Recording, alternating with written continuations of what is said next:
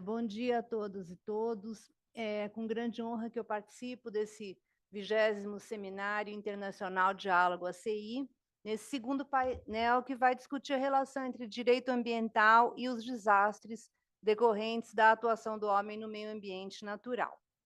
Eu vou tratar do desastre ambiental ocorrido este ano no Rio Grande do Sul. Próximo, por favor. Nós tivemos entre setembro de 2023 e agosto de 2024 a temperatura global mais alta registrada no planeta, segundo o Instituto Climático Copérnicos. Os estudos científicos revelam que houve um aumento de temperatura na Terra de cerca de 1 grau Celsius desde os níveis pré-industriais.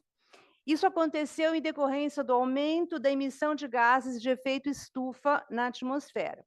Os principais motivos desse aumento, nós sabemos, são o uso de combustíveis fósseis, o desmatamento, as queimadas e as atividades industriais. Próximo. Uma das consequências do aquecimento global é a elevação do nível dos oceanos, que pode levar ao desaparecimento de ilhas e cidades litorâneas. Além disso, as mudanças climáticas causam impacto na produção de alimentos e aumentam a intensidade e frequência dos eventos extremos.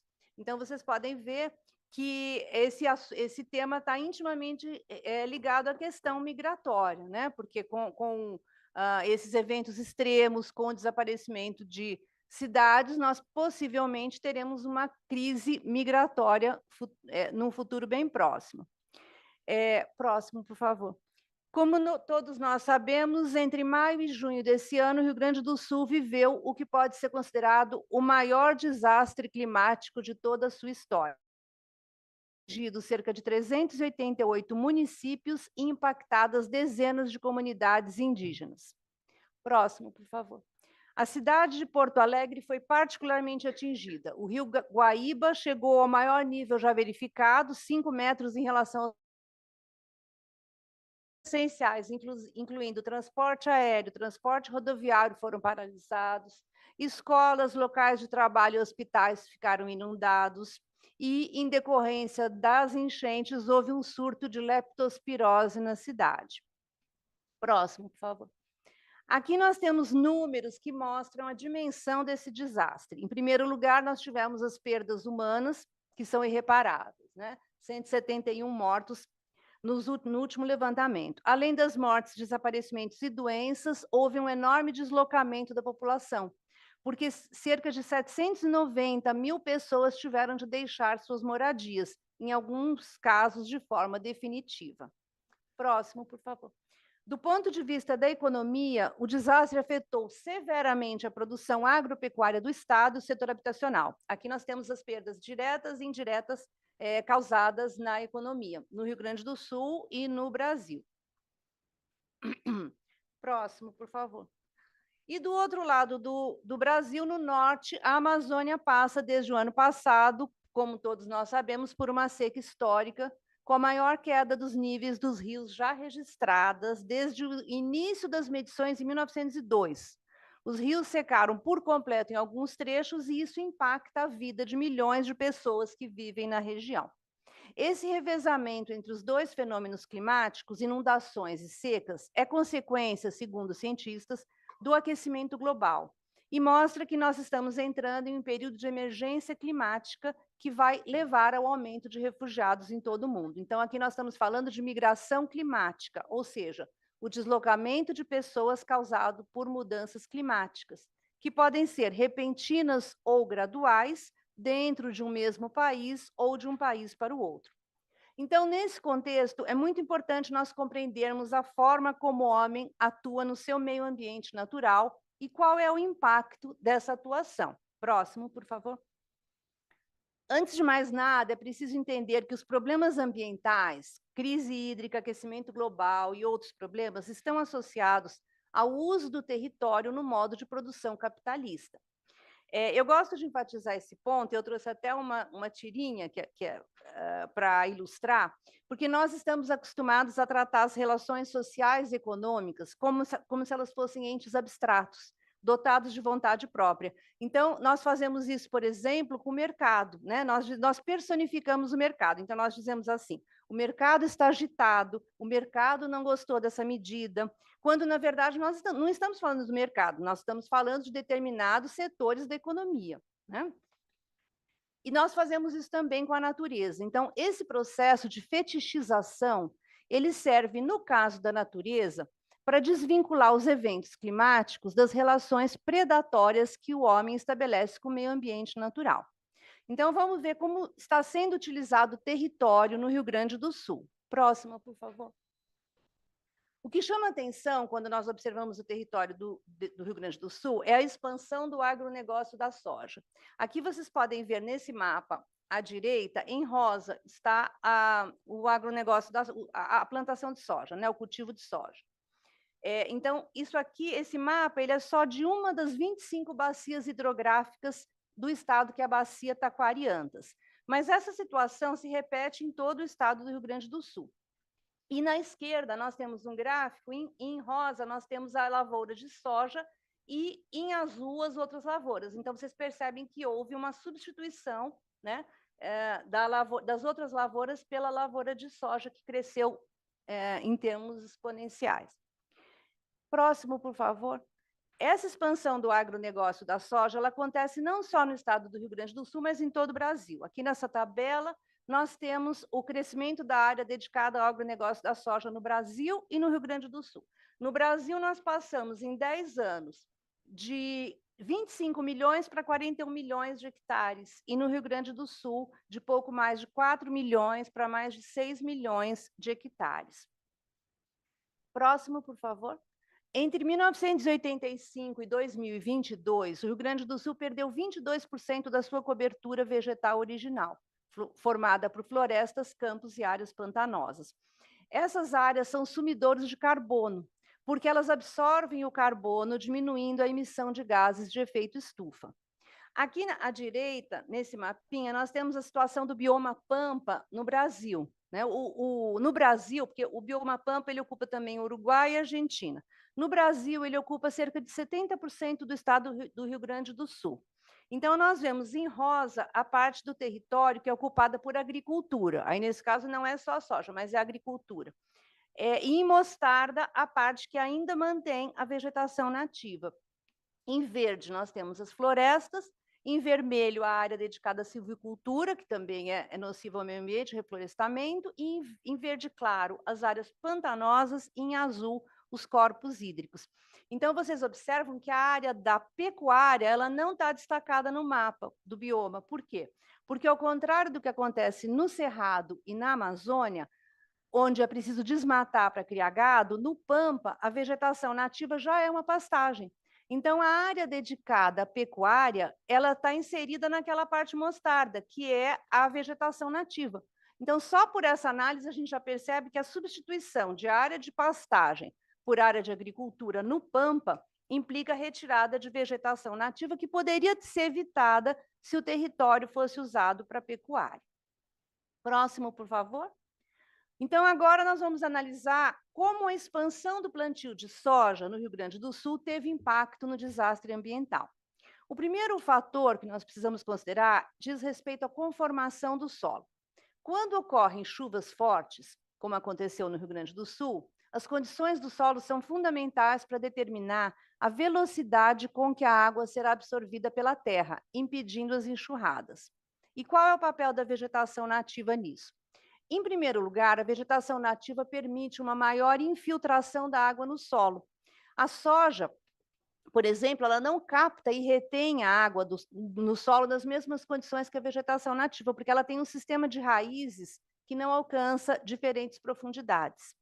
Além disso, quando o solo está coberto por vegetação nativa, essa vegetação funciona como um freio, que diminui a velocidade com que a enxurrada chega aos leitos dos rios.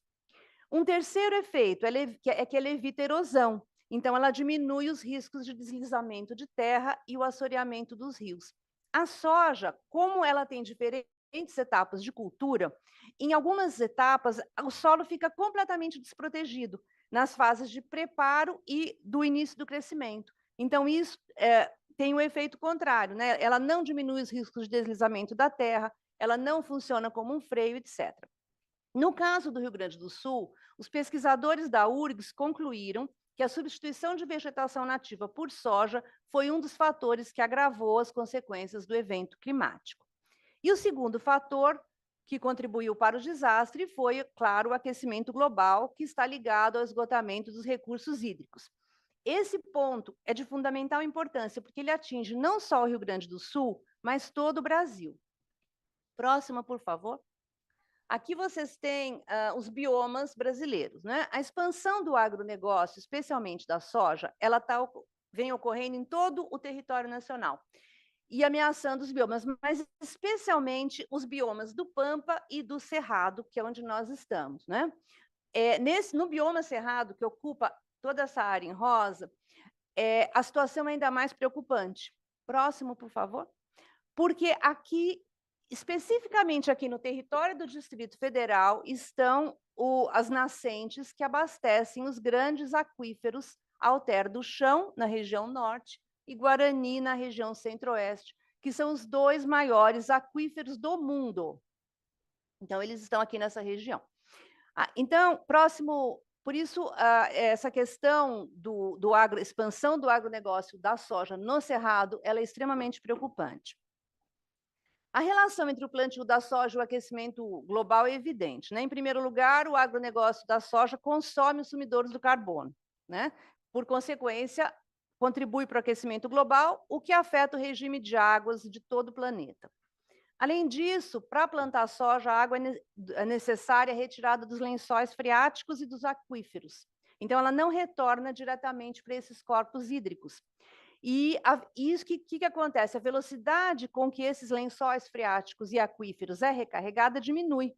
E isso provoca escassez hídrica com efeitos na vegetação nativa. Então, rompe-se o ciclo hidrológico, né? O ciclo hidrológico. Outro fator que ameaça a vegetação nativa é que, quando o Brasil exporta soja, e também não só soja, mas sorgo, frutas de alto teor líquido, a água que é extraída do solo é armazenada nessas plantas e ela é exportada para os países importadores dessas commodities. Portanto, ela também não retorna ao meio ambiente natural. Então, quando nós estamos exportando soja, nós estamos também exportando água. Então, tudo isso, nós estamos falando da ruptura do ciclo hidrológico, né? Bom, até aqui a gente traçou um panorama do fato econômico e ambiental, que é a relação entre o desastre do Rio Grande do Sul e o avanço do agronegócio. Agora, eu gostaria de apresentar para vocês a relação entre esse fato e a desregulamentação da política ambiental no Rio Grande do Sul. Próximo, por favor. O Rio Grande do Sul, ele foi um estado pioneiro na regulamentação da proteção ao meio ambiente.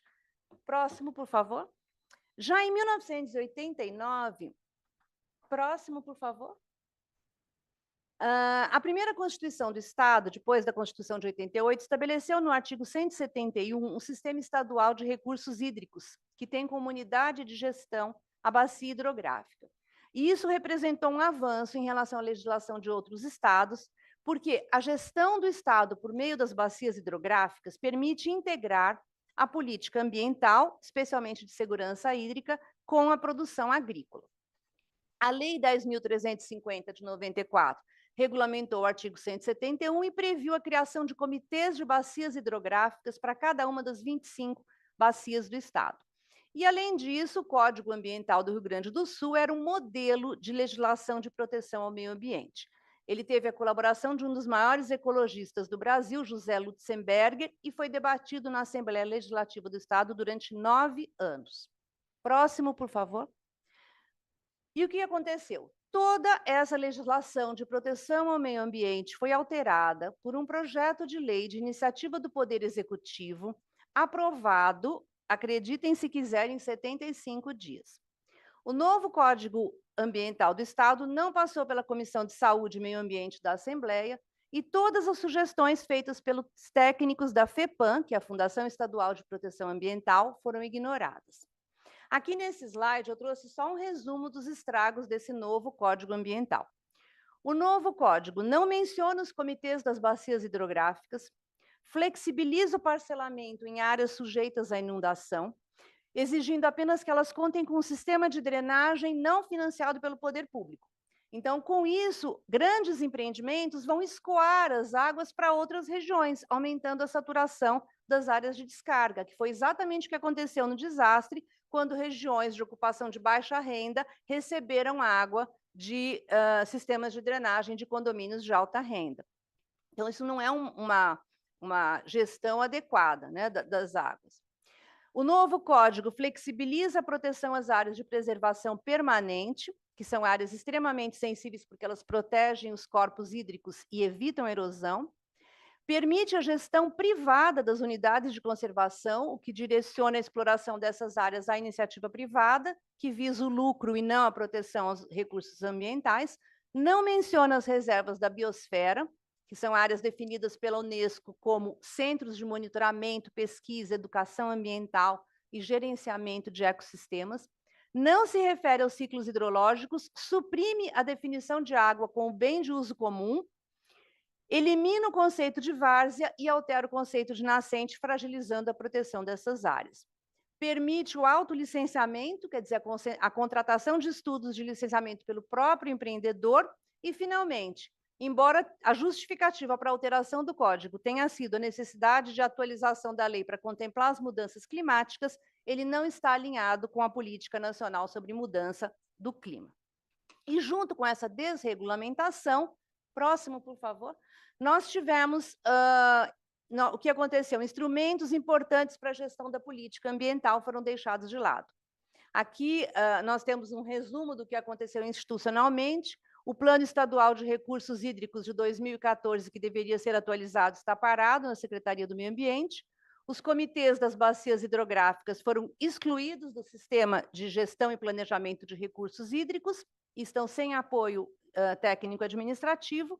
Houve um esvaziamento dos funcionários do Departamento de Recursos Hídricos da Secretaria de Meio Ambiente e, sintomaticamente, essa secretaria teve o nome alterado para Secretaria Estadual do Meio Ambiente e Infraestrutura. E agora ela trata dos assuntos relacionados ao agronegócio e mineração.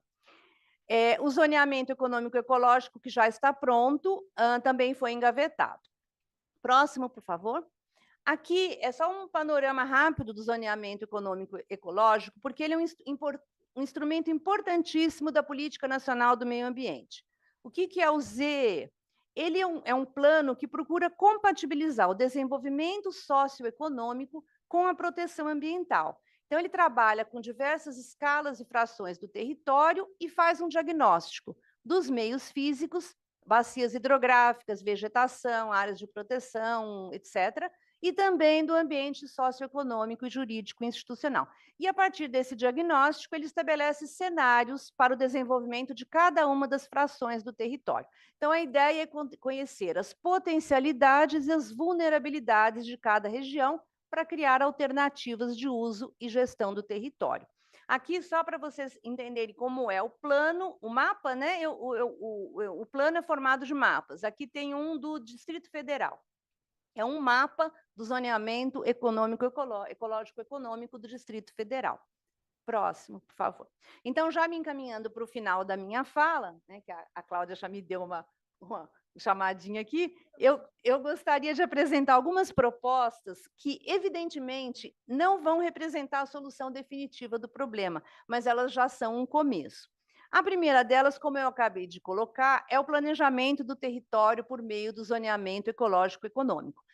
Evidentemente, isso não é uma solução mágica, né? Porque, como nós sabemos, o processo de planejamento é um processo de disputa em que os diferentes setores da sociedade procuram atender seus próprios interesses, e esses interesses vão ser contemplados na medida das forças políticas de cada um desses setores. Mas já é um passo na caminhada.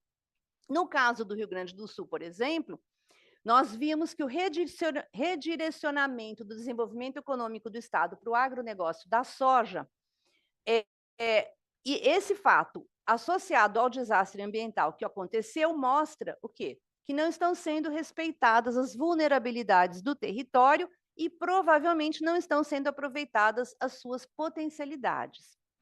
E, além do zoneamento ecológico, uma outra medida muito importante é nós adotarmos um conceito de sustentabilidade amplo, como o conceito que foi proposto pelo Ministério do Meio Ambiente em 2000.